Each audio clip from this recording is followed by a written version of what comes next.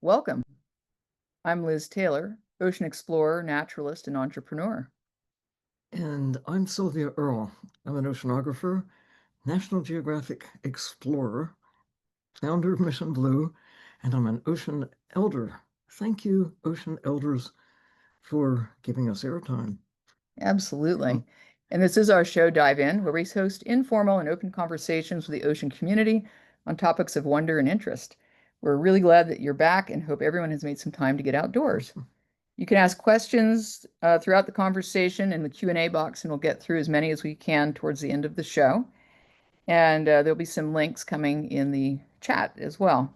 And before we get started, let's remind everyone that the world Is blue. Just So is. it is. So today we are going to be talking with Ryan Phelan, co-founder and executive director of Revive and Restore, an organization focused on utilizing and developing biotechnologies for use in wildlife conservation efforts. Yeah, bravo, Ryan. Welcome, Ryan. Well, wonderful to be here. It's an honor to be with you, Sylvia, anywhere, and to meet your daughter, Liz, and to hear about, I'm excited to hear more your comments on some of the things I'm going to be talking about, because you're the experts here. We're talking to the best. Yes. Thank you. It's such an interesting field that you've been working in with the genetic rescue and all the related biotechnologies, and it's really brought to light the kind of the plight of the horseshoe crab, which we're going to talk mostly about today. Well, wonderful. I'm delighted to be able to do that. And I do have some slides I can show if it's appropriate, but Yeah, why don't you share your screen and then we'll dive in on horseshoe crabs because they're okay. Dive in with you guys. So let me share a screen. Yeah. 1 second. Ryan, horseshoe crabs were Not that screen. Stop sharing. I want this screen. horseshoe crabs were my first love. Explain that right now. Say about that. Yeah, well, I discovered them when I was 3 years old, and I've been in love with them ever since.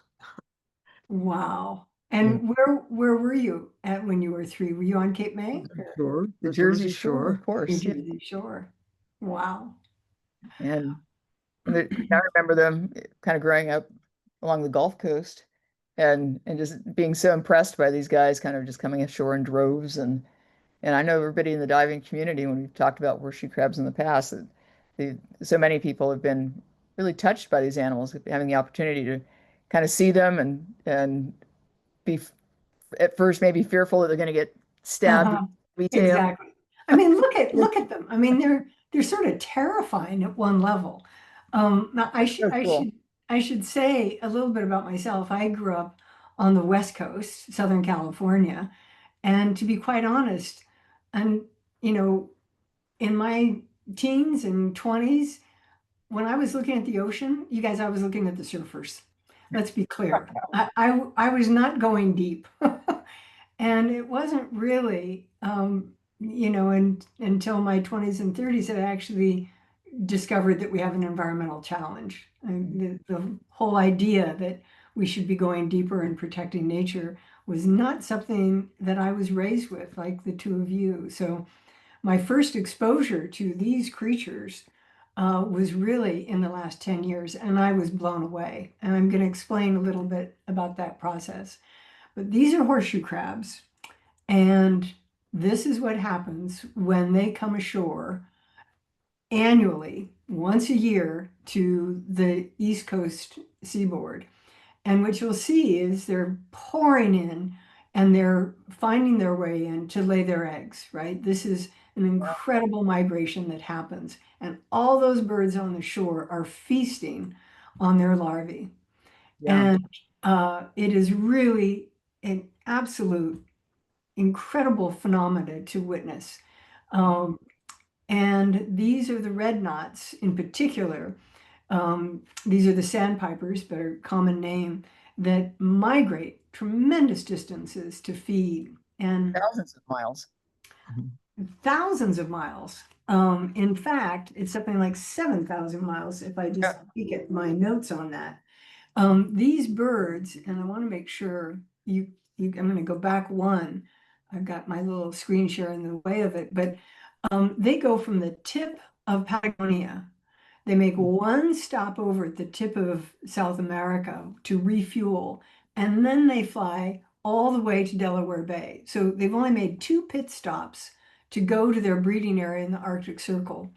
And I understand, I didn't really know it going into it, that you had Deborah Kramer, who wrote extensively about this flight on, it's interesting when I blew that up, who wrote extensively about the red knot in a book called The Narrow Edge. And I'm going to stop for 1 second and just tell about my story about that, because I think it was so profound. I was actually at the National Academy of Sciences, and this is now, a decade ago. And I was in one room to be on a panel, and Deborah Kramer was giving a keynote on this book, The Narrow Edge. And I was sitting in the back room while I was waiting to go on to my panel, and I heard her talk about the plight of these horseshoe crabs that are feasting on these beaches, and people running their dogs on the beaches and scaring them off. These birds have been flying forever, are totally skinny, need that sustenance, right? And she made it so dramatic. And then I got pulled out to go give my panel talk. And on my way out, I grabbed a book on the, speaker's table, ran off and gave my talk on genetic rescue, for biotechnology for genetic rescue, not connecting the dots, guys. I didn't get that there was a bigger story there, which I'm going to share with you. What I did was I got on a plane that afternoon to fly back to San Francisco from Washington, D.C. And with her book in my hand, I read the whole book the whole way home, riveted by her story, but realizing somewhere in this story was the fact that a scientist had actually identified the unique property in that horseshoe crab. And now I'm going to go back to my slides, if I may, if I can seamlessly again to It's always show. a challenge. I know, always a challenge, because you don't see my screen now, do you? Not yet. Not yet. Okay, Great. I gotta close it and go back on. No, Maybe but I won't do that too many times, but in share screen, yeah. I'm back in, Yes. There we go. and I go back to play mode. 1 second. I have to move that guy away. That's a great book. We've had it on the dive-in reading list for quite a long time. Well, it's a real explorer story, because she really, now am I sharing? Yes, no, it's all good. Okay. So the reason is she actually travels along with the whole journey of these birds with a crew from beginning to end, with intrepid stories. But the bottom line in this book is she talks about how ancient these species are. I mean, they've been on this planet for 450 million years, and they have not changed as a living fossil. They And were here long before birds. Before yeah, birds. long before birds. Exactly. And part of the magic is the fact that they have survived everything for 445 million years, from asteroids to volcanoes to climate change. And it's not until the last 50 years that they've been threatened with extinction. Amazing. It's Scary. Why would that be, that these species are facing extinction because of humans? yeah. Well, this is what happens. They get harvested every year. You know, basically over 1 million horseshoe crabs are harvested every year just for the biomedical industry, quote, to save human lives. Now, I'm going to challenge you with that for a minute, because it sounds like a really good thing, saving human lives. But this is how they do it.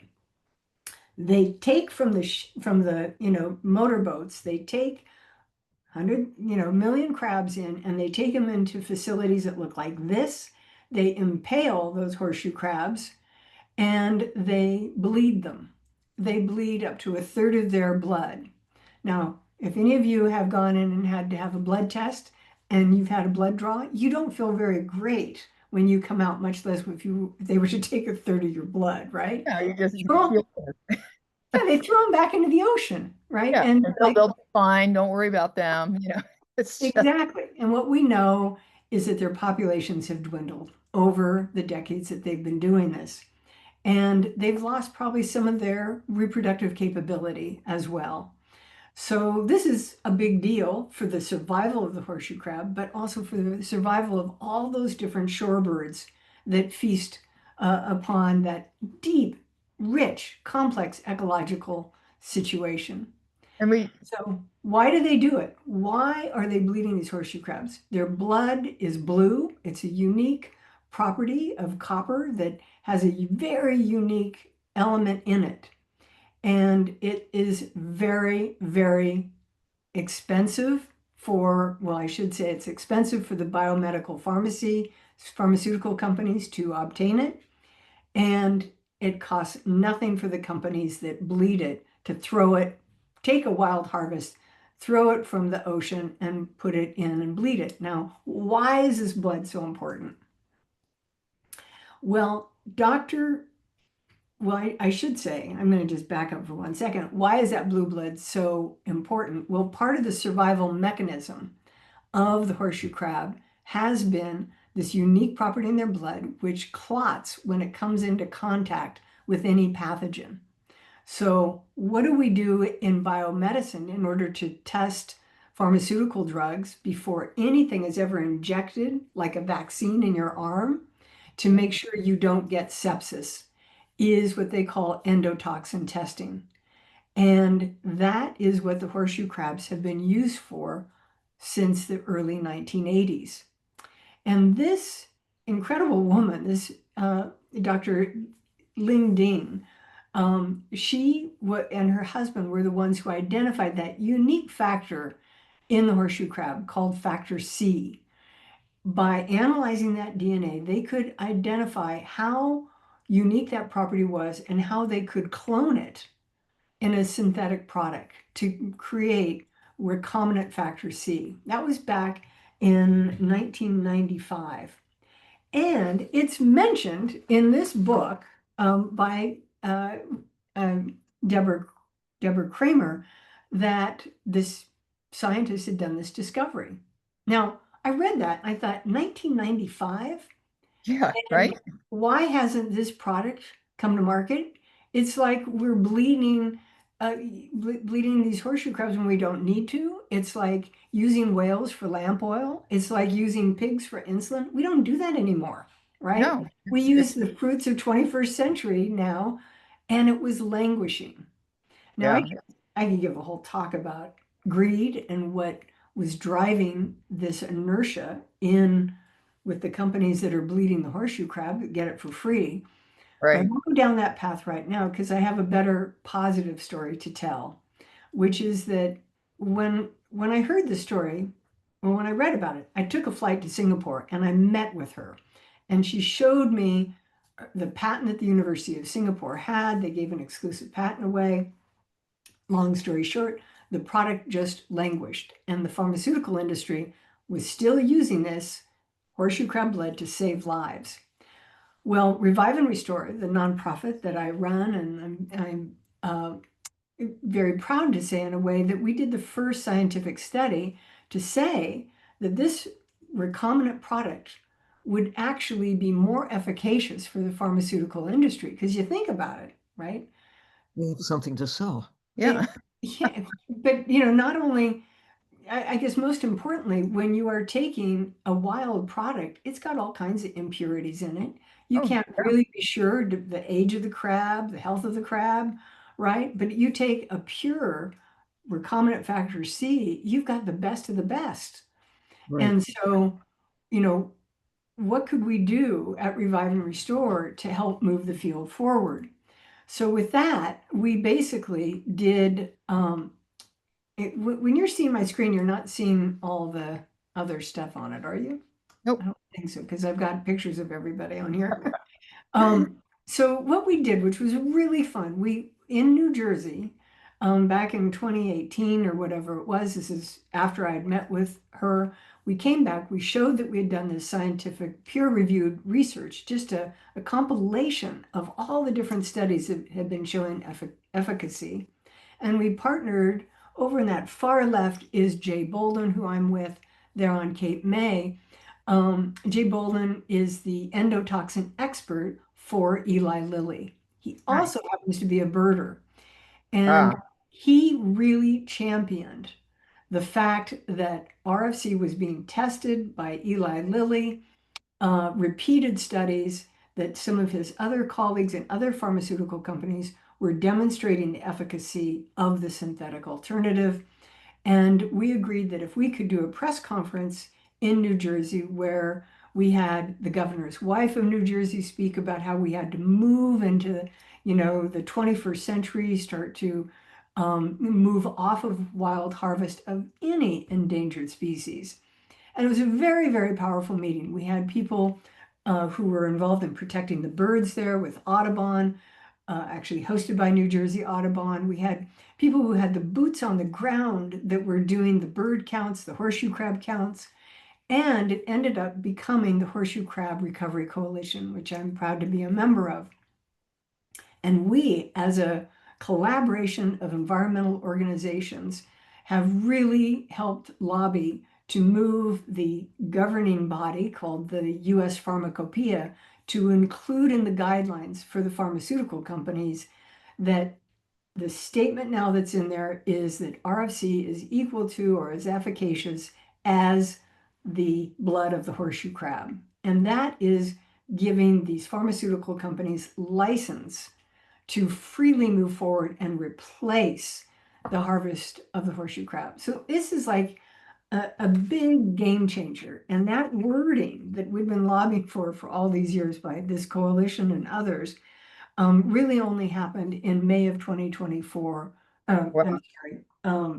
Yeah, May in 2024, announcing that they were going to make this move. And that really, those guidelines are now official. So there's no real barrier to a pharmaceutical company making this move.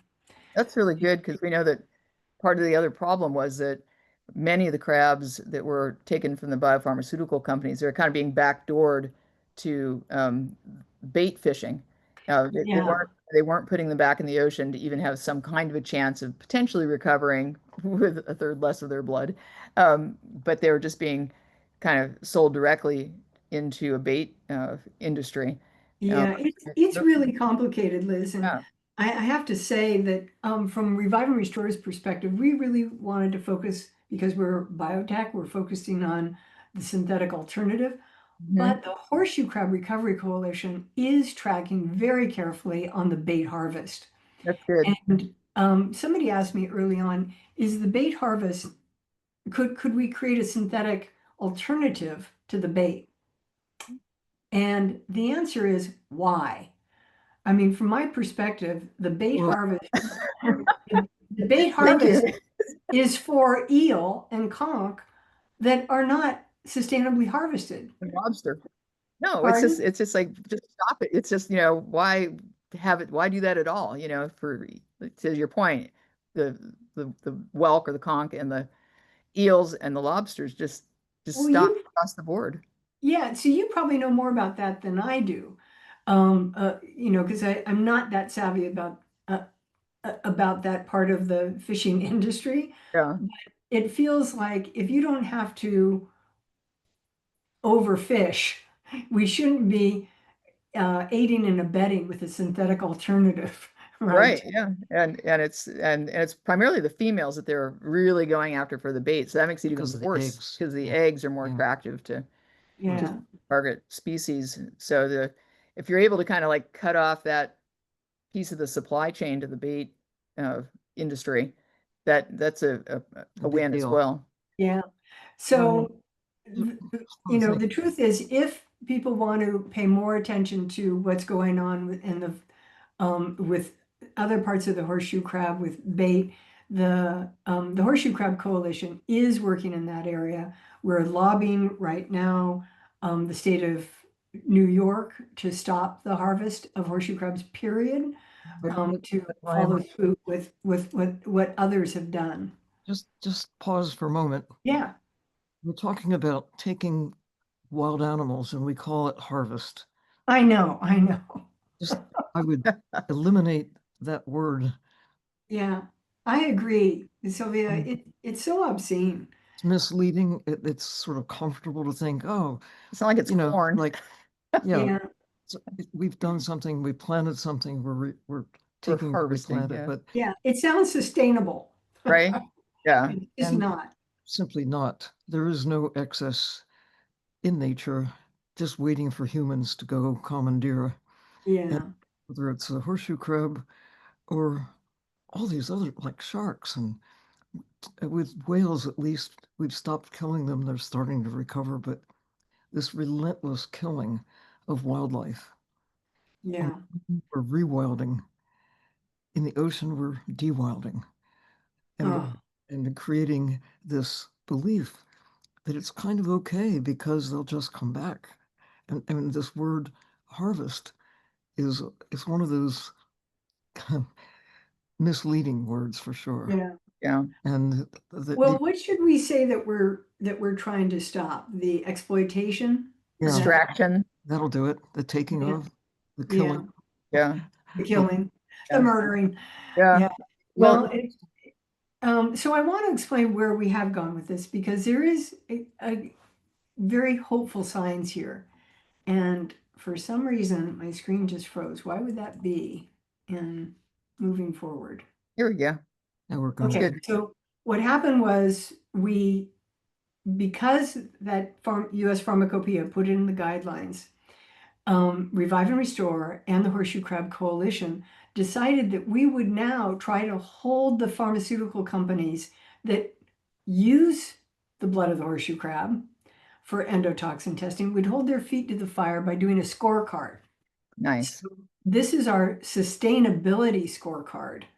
And what we did at the beginning of this year, we reached out to all the big majors, and we have, if you can see up in the top, we started to say, okay, what can we say like around public acknowledgement that they have been on the record saying they're going to transition away from a wild extraction to a sustainable recombinant product. And you can see that the companies that are at the top are Eli Lilly and GSK and Amgen. They're making that move. We've got, a dozen on the record saying, we're going to go and we're going to hold their feet to the fire, right? Because they got to do more than talk. Because as you can see, we're reducing LAL is the technical term for the blood. Lysate is what it's referred to Right. as. And you can see Eli Lilly has stated we're moving away from LAL. And we've got new products underway, and they've actually brought, I think I should know exactly, it's either 8 or 10 pharmaceutical products all the way through the pipeline using only the recombinant product. Right now, no pharmaceutical company like Eli Lilly is going to do anything that is damaging to human health, right? They are showing the way for other pharmaceutical companies that this is safe, it's efficacious, and it's the right thing to do. That's what it comes down to. What is the right thing to do versus what is the greed-driven thing to do, or the cheap thing to do, or Yeah. the quick Yeah. thing. And to be quite honest, the pharmaceutical companies, as much as everyone wants to bash them, they weren't really doing it because it was the cheap thing to do. It was what got built into the system back in 1980. We didn't have the recombinant product, but the inertia that gets set in when you're international companies with labs all over the world, you get a protocol and you use the same product and it's on every bench, and every drug that you need to test so that none of us get sepsis and die, they keep doing it. But meanwhile, the companies that were bleeding the horseshoe crabs were making a lot of money, and they didn't want to embrace the synthetic alternative, right? Awesome. Why would they get rid of their, you know, their major crop, so to speak? Cash crab. So it's happening. And I really want to highlight these companies that have taken the initiative and are taking sustainability serious. But they gotta all be moving to 100% here, Yeah, right? gotta like up the ante on them They somehow. gotta up the ante, and it's gonna take time. But I think public pressure, if any of you happen to be shareholders of biopharmaceutical companies, if any of you are involved in marketing and other aspects where we can bring this kind of responsible thinking, do the right thing for the environment, do the right thing for public health, and this is our first stab at it. But we have a lot to do. And at Revive and Restore, this is only one of our projects. So are there ways that like general consumers can see, like a vaccine company comes from, say, like Lilly, Moderna. yeah, or Moderna, like how can you know if your vaccine has been, Well, you can't. yeah, You the cannot know problem. because this is a pipeline problem, right? Yeah, So when COVID happened, I thought, oh God, this is how we're going to stop the harvest. We're going to explain that everyone was concerned during COVID that there was going to be a supply chain issue, right, at every right. level. And I kept saying, look, you can't test for any COVID vaccine in the manufacturing process unless you're using a synthetic alternative to be, if you want to be sustainable and have a safe, secure supply chain. But that wasn't enough. And we didn't know, we weren't choosing. Remember in those COVID days, we didn't say, were we going to get, a Moderna vaccine or this vaccine? It was the luck of the draw, much Yeah, less all these new pharmaceuticals that are coming to market are injectables. All right. those weight loss drugs are injected. You know, major cancer therapies, targeted cancer therapies, they're injected or by infusion. That means they have to be tested Hmm. to avoid any pathogen. So this is Right. a big part of the manufacturing process. And we as consumers are agnostic about manufacturers, and we have to be, right? We're Hmm. going to get the drug or the vaccine wherever we can. Right. So shareholders are the ones that, and leadership are the ones that really have to speak out and demand that this change gets really, happens ubiquitously. So, Yeah. But Brian, I welcome any insight on how do we make that happen? so in order to solve a problem, first you have to know that the problem exists. Yeah, And the great majority of people are probably unaware that horseshoe crabs exist, I know, I know. Yeah. Thank you for your show. Yeah. let alone be concerned that our actions are pushing them toward extinction. But the question is, whatever else it is that we do to turn this around, might there not be a celebration of who the horseshoe crabs really are? I mean, there are some crazy people such as I who just think these are such cool critters. I know. For so long, long before Long mam before us. long before there were mammals, Yeah. there were these creatures. Amazing, amazing. And there are only 4 species. 3 of them are Asian, Yep. and they're almost extinct. They're way Almost gone, almost gone.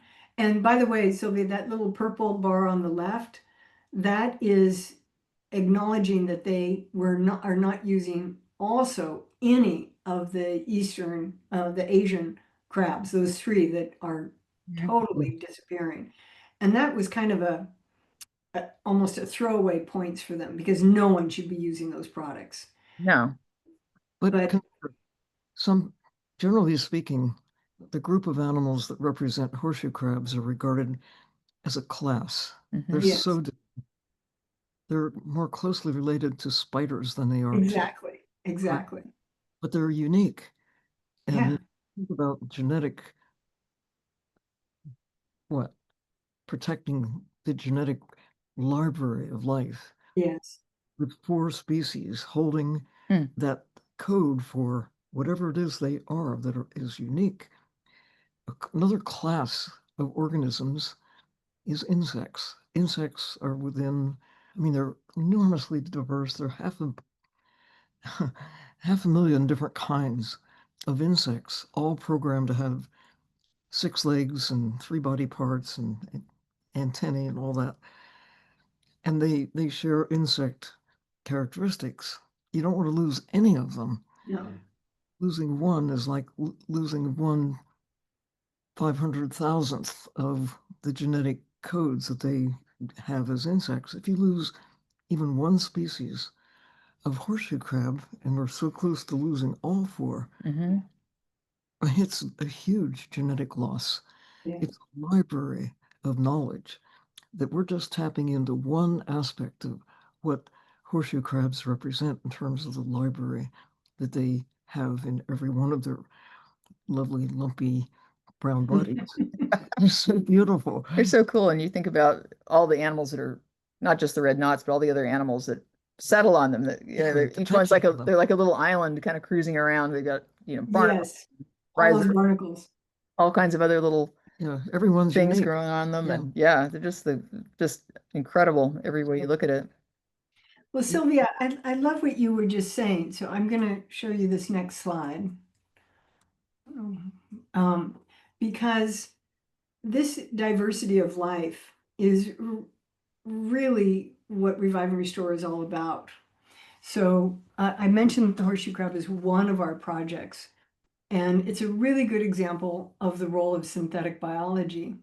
But to me, it all starts with understanding all these different threatened and endangered species at a genomic level, understanding the role that they play in all of biodiversity and the gap in nature that is created when you lose them.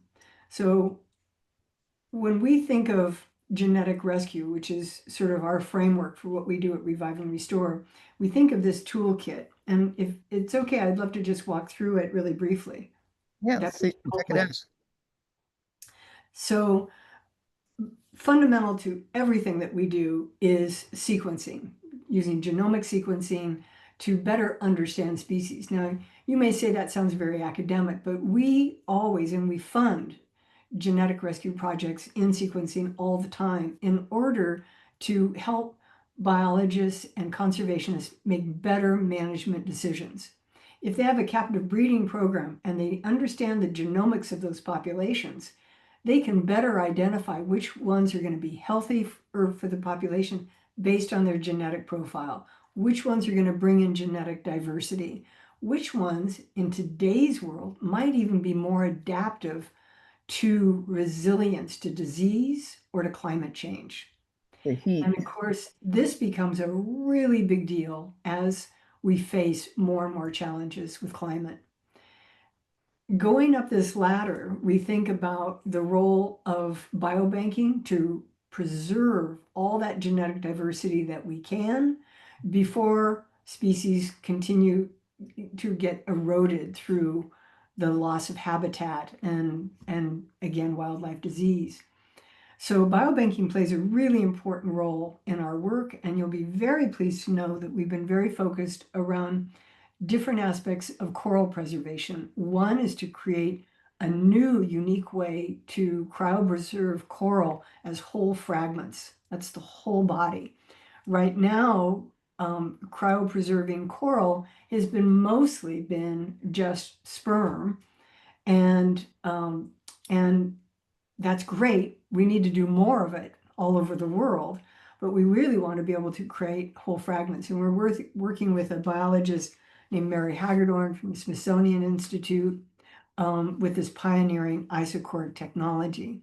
We're also working in Florida and related countries south, going down through the Gulf to start to cryopreserve more and more coral, both in situ and in aquaculture, but also in cryopreservation facilities with the local communities, because and this is a very complicated thing that even I get tripped up about, of who owns the coral, Sylvia, right? I mean, is it Coral. the island that's nearest to the coral, or is it a global resource? And Global commons. Is it a global commons? Well, but who controls it when there is no legal commons? So this is a big deal for biobanking coral all over the world, and we need to be doing it now. We've already lost. We've created these problems for ourselves. Who owns Well, bears? there's that. Yeah. I mean, And we continue to do it. Just won't stop. Actually, the panda bears own the panda bears. It's presumptuous for we humans to think that we can claim ownership of any of nature. When you own a piece of property and therefore you own the trees on the property, so you have the right to kill them. And it's just this arrogance that we're large and in charge. And because we have the technological power to kill, to take, to convert nature into products, into wealth as we define it, we're doing it.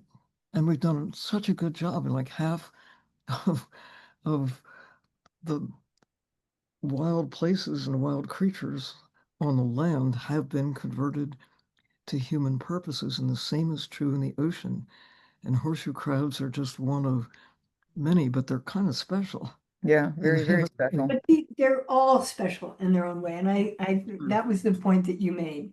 And we have to protect it because we don't know what we don't know. And so in part of the biobanking, which is, all these technologies are coming online. We're making incredible progress. Revive and Restore is funding a number of different projects trying to create basically pluripotent stem cells from all of these different endangered species. Because if you can create that pluripotent stem cell, you can do all kinds of things. You can better understand, wildlife diseases. You can better understand the ability to genome engineer, which is further up in the hierarchy here of complexity, to maybe help species better adapt. So back to coral again, we're working on, we have researchers that have created the very first coral stem cells. We have other researchers that are looking at how could you genome engineer coral to withstand warming waters or to withstand other threats to them. Now, people get concerned and they say, well, should we intervene in nature? And from Revive and Restore's perspective, our feeling is that we need to try new tools and new ways to think about helping species adapt. Doesn't mean they're going to be, thrown out into the ocean willy-nilly. It doesn't mean that they're going to not be monitored and measured for safety and efficacy, but we'll never know unless we try.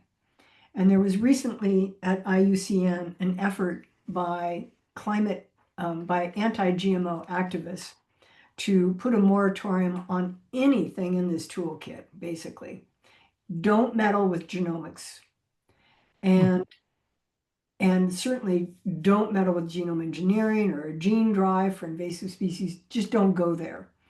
And our feeling, and now that of the IUCN community, is that we have to make progress, that the situation with endangered species worldwide requires some intervention by humans. When, how, and under what circumstances is going to be on a case-by-case basis. Well, I think one of the things that is really kind of helps to support that case is the speed at which change is happening, because we've seen the capacity for humans to completely level a forest and pave it over, or put up a gigantic building and take out untold species in the process, and they can do it just like this, and evolution does not have the time to keep up, to evolve. It's a slow process.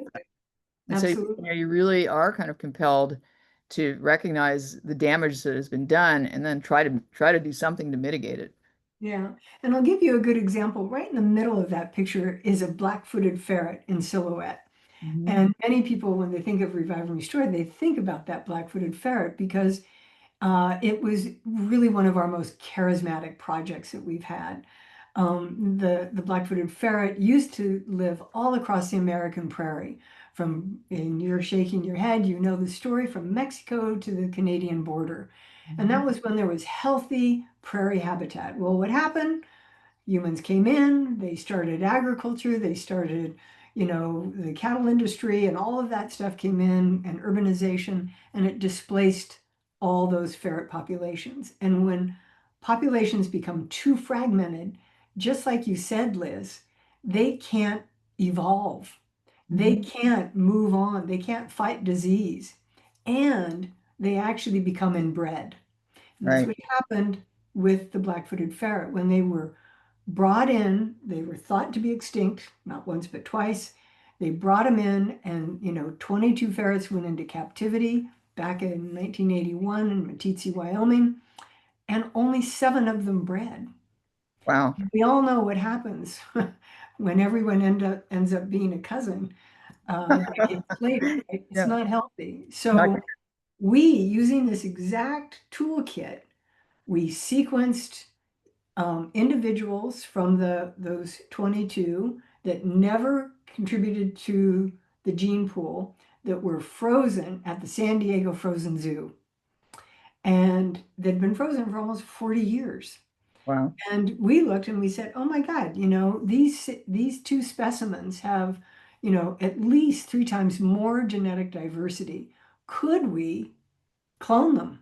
Well, it took us a while to get a Fish and Wildlife Service permit, and it's also taken us a while to get the community of people that protect for decades a captive breeding program to even think of allowing the cloning of a black-footed ferret, right? But we used a domestic ferret, and we used a cloning company called Viogen, who's been doing it, like no one else, with domestic species, with great track record. And they said they would love to do a conservation project. So it was a wonderful collaboration of San Diego Zoo, Fish and Wildlife with the government, and a for-profit company. And Revive and Restore was the catalyst, the go-between, the matchmaker. We facilitated it, and we now have 15 individuals that are now carrying new genetic diversity through this program. So, and we've demonstrated by bringing on the first clone of a new 8th founder that we're bringing in that diversity that will help that population thrive into time. Now we got to do more of that. We've got to help, with wildlife disease and other things, but these are the technologies that are actually going to make a big difference in conservation. And the whole reason that we do this is for ecological restoration. It's not to create a one-off. It's not to create a zoo curiosity. It's to actually make sure that we're trying to help ecosystems flourish. Because just like you guys have both said, the interdependency of all these species is so critical. Yeah. Yeah. You've got to have all the pieces. And as Sylvia often says, like, you start taking the letters off your keyboard, how good of a essay are you going to write? You don't have all the Exactly. pieces there. It's fascinating, Ryan, because so many species are down at historic low levels, basically on the way out. There's never been a time in all of our history when our fellow species have been so pushed to the edge. We have technology that enables us to capture, kill, consume, convert, whatever we're losing. The plants and animals that make our existence possible. It's the fabric of life that precedes us that has shaped the world into a habitable planet. And the 2 great breakthroughs, I suppose, in terms of knowing the nature of life, is that every single individual is unique. Every horseshoe crab is one of a kind. But when you look at the chemistry of life, there's a recipe that cuts across everyone and everything, from microbes to whatever you want to put at the other side of things, pine trees, whales.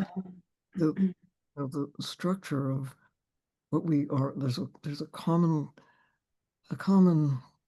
signature, the recipe that is basic to life itself, and all the ingredients that are stardust, basically, the elements of the universe, they're in all of us, but recombined in such a way that there's no two you. Yeah. So I'm Or glad you mentioned the microbial world because, as you know, in conservation, very often the charismatic, the black-footed ferret, the panda gets all the attention, the whales, right?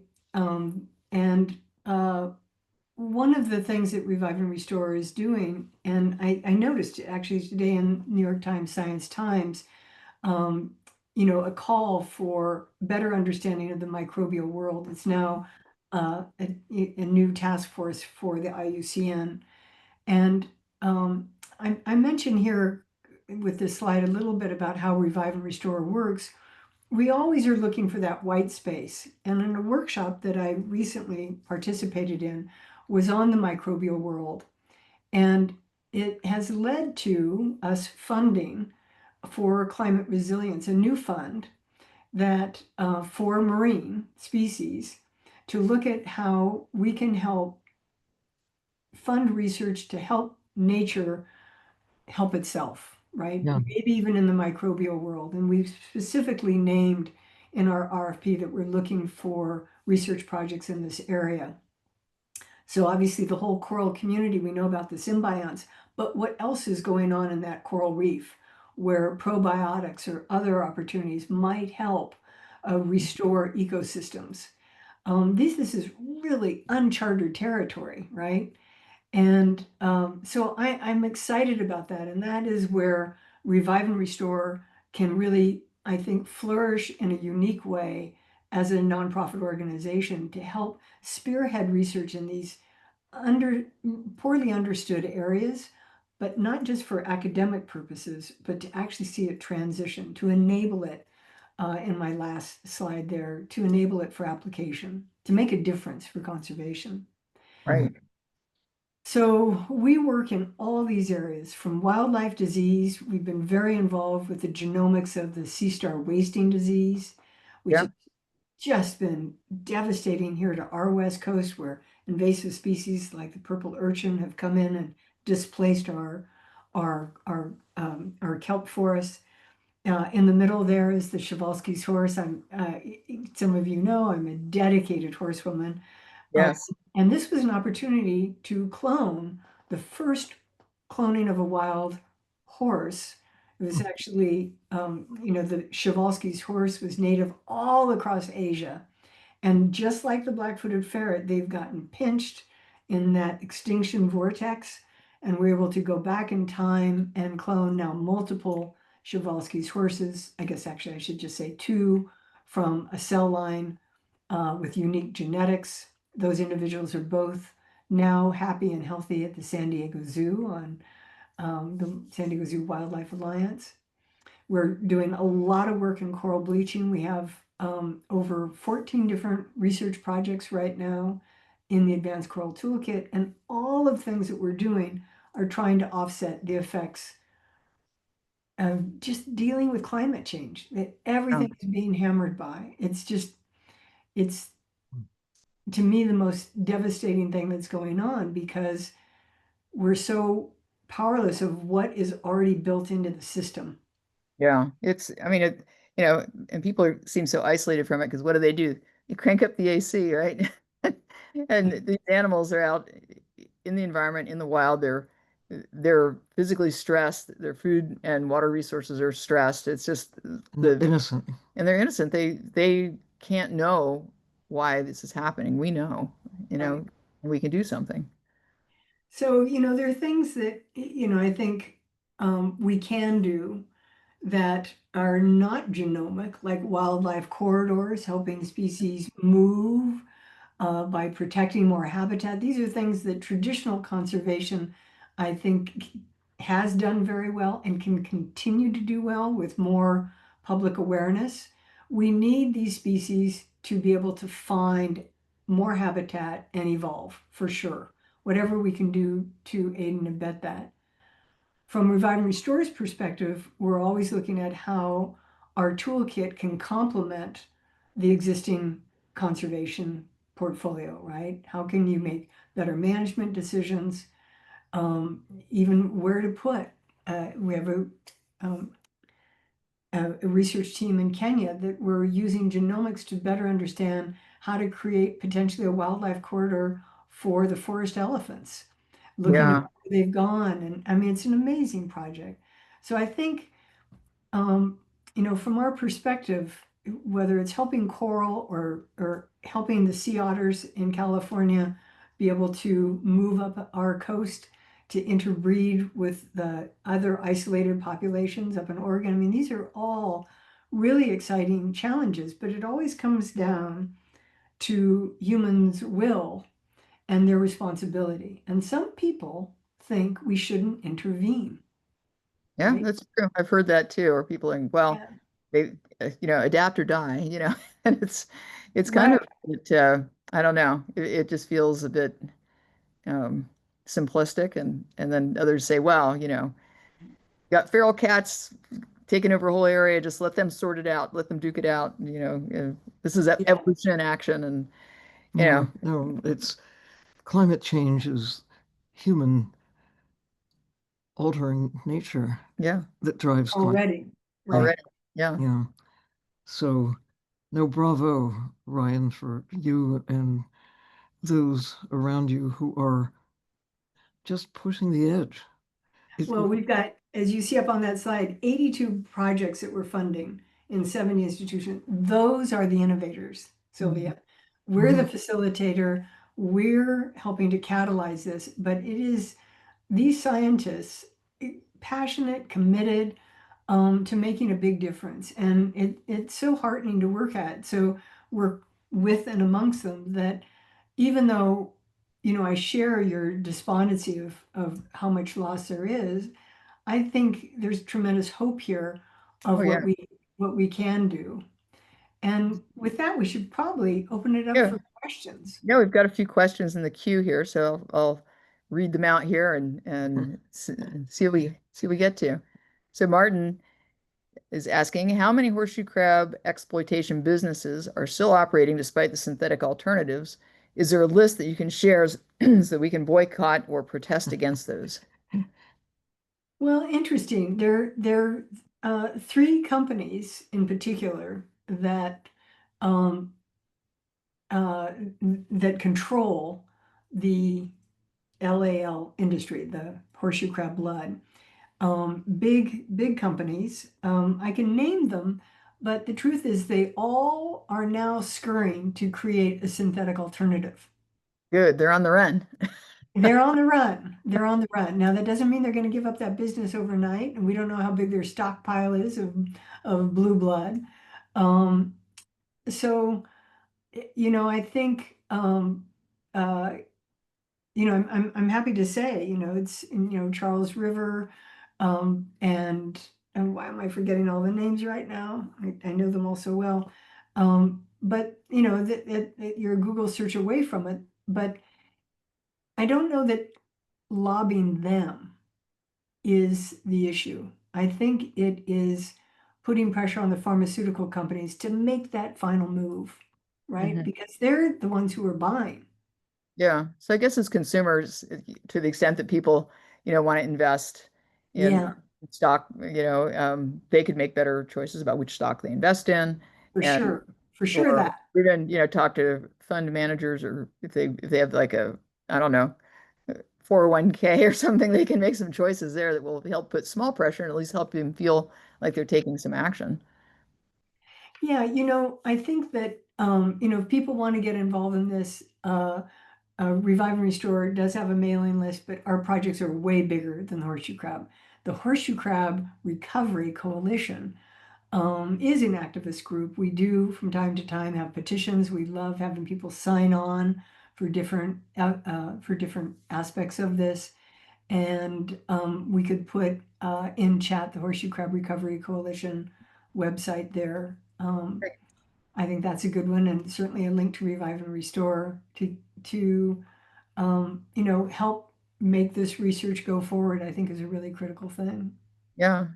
All right. So Emily is asking theoretical question. Hmm. Ryan, given your knowledge of genetics, could it be possible to make filter feeders such as oysters resistant to toxins produced by K. brevis? For Sylvia and Liz, with your knowledge of marine ecosystems, would these resistant filter feeders remove enough of the bacteria to make a difference? Mm. Yeah. Well, that's interesting. There's such incredible effort going into oyster recovery. Mhm. And I'm not tracking on the disease susceptibility, but I'm, certainly in aquaculture, there's a lot of challenge in closed systems like that with disease. Yeah. Um, and I don't have a good answer to that about disease resilience, but theoretically, a lot of stuff can be engineered. The question is that the best solution? Right. Yeah. Or, you know, are there alternatives that are different than that, that it would be Yeah. easier and safer and better for the species? So, Yeah. you always want to look at the whole continuum. It's true. And sometimes it's sort of a multi-prong approach but then you have like some tools in the kit in case of like a specific outbreak that you're trying to deal with. Yeah. So a specific outbreak, you don't necessarily want to be engineering around, right? Because it's No. sporadic. But these are good questions, and I'll certainly probe that one. Yeah. But Yeah. Sylvia, what are you thinking? Usually when we deal with oysters sort of in closed systems, we're using like UV light and things like this to kind of pre-treat water that we're bringing in Yeah, to make it more sterile, and then trying to grow and control the food sources, whether it's algae or amphipods or whatever things that you're feeding them, rotifers, so that you do have a cleaner food source for them. But when they're out kind of in situ in the wild, it's a really tough thing to control. Just yeah, because of all the things we put into the ocean constantly, and you don't know when the next sewage spill's happening or the next whatever kind of spill, or exactly. it's a tough thing to combat. But certainly, understanding the microbial world and figuring out how to boost during restoration efforts to boost populations so that, like as with coral, that you can make sure that you're getting the most healthy transplants out there, Mhm. is certainly worth doing. Yeah. So Martin is asking, can the sea urchin wildlife disease program be applied for Kina removal in New Zealand to prevent more kelp loss? If so, what would be the best steps? To remove the invasive Hmm. urchins, is that the Yeah, question? that way, yeah. Yeah.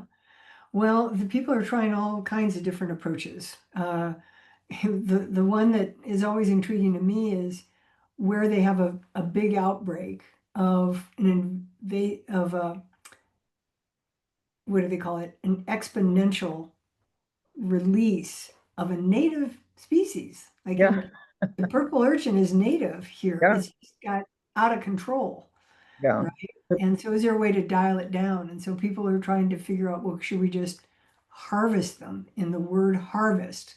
So Again, we can go harvest. sell them to Japan. And then I thought, then you build in a market, they're going to keep It's hard wanting to it. stop. Yeah, I Yeah, mean, when do you stop? So I never understood that one. So the answer really is stop killing the natural predators of the urchins. We've Right. But killed, nobody intended for the sea star wasting disease to have well, that that's impact. true enough. But like a big rockfish will eat little baby urchins all day long, and yeah, sheep's like head, like that wolffish. guy. Yeah, they like little jalapeno poppers for them. So there's a lot of other predators that are still being taken, both Yeah, commercially and recreationally, that if we left more of those urchin eaters intact, we'd Yeah. getting a they wouldn't be quotes out of control if we had left the natural system intact, but we can insist on taking lobsters. We oh insist yeah, lobsters love urchins. on I mean, one of the most obvious issues was the decline of sea otters. Hmm. That Oh, I know. so we're the problem. The urchins are not the problem. We're the problem. We have to look at our behavior first. What are we doing that is underlying this proliferation? They're not the enemy. They're just doing what they do. And we have perturbed these systems, so of course they're out of whack. And it's not just the removal of key elements of a kelp forest or a coral reef or you name it. It's the comprehensive changes in ocean chemistry through what we're putting in and what we're taking out. It's a whole suite of things we've got it. Well, I want to go back to the horseshoe crab for a second because I know our Yeah. time is up. We've got two quick questions on horseshoe Okay. crab left. And the first one from Susan: has Revive and Restore biobanked any of the 4 horseshoe crab species? Interesting. The answer is no. We have not, and I'm gonna okay. That one I'm taking back to the office. Yeah, good. Get on that one. That's very interesting. They've got to be biobank, but you know, I say that and then you find out that they haven't. So we will take that on. Thank you for that suggestion. What was the last one? And then, because we're at the top of the hour, the last one from Shannon. Why isn't the governor signing a bill to stop the extraction? Yeah, well, that is the governor of New York, and in your chat you have a link to him. The Honorable Kathy, sorry, write her right now and tell her to stop the harvest extraction from the ocean of these species. Water. And by the way, I hope somebody has a link to Revive and Restore in chat. There. Good. Okay. I Great. don't see it. I see the horseshoe crab going. Yes, I do. Okay. Yeah. Hey, you guys, that was really fun. I hope I didn't talk too much. No, you did not at all. And before we close today, we want to say thank you, Ryan, and to our producers, the Ocean Elders, and to everyone out there in the diving community who keeps showing up and participating in these great conversations. Water connects us all, and we are extraordinarily grateful. We're going to be back on October the 29th with Carl Safina. Oh, cool. Oh, yes, it'll be a great one. Welcome. Yeah, you can check out his comments on dogs with Oprah ahead of time. Oh my God. Until Okay. next time, remain curious and remember, take care of the ocean as if Your life depends on it because it does. it does. It does. Thank you, Ryan. Thank you, everyone. And we'll talk to you next time. Thank you both so much. Thank you, Ocean Elders.